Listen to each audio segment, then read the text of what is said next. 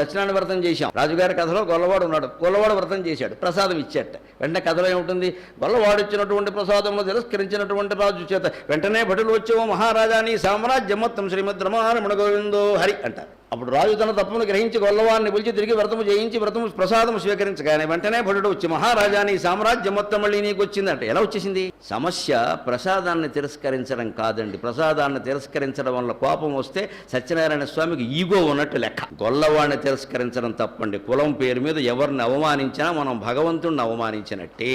నువ్వు రాజు అయితే నువ్వే చేస్తావా? గొల్లవాడు చేయకూడదు వ్రతం. దేవుడు ప్రసాదం ఎవరిచ్చినా ఒకటేనండి. ఎందుకు కాదనాలి? గొల్లవాడు కాబట్టి తిరస్కరించాడు అతను, ప్రసాదం కాబట్టి కాదు. అది కులధిక్కారం తప్పు. మన సాహిత్యం అంత గొప్పది, మన వ్రత కథలు అంత గొప్పవి. ఏ కులాన్ని అవమానించవద్దు.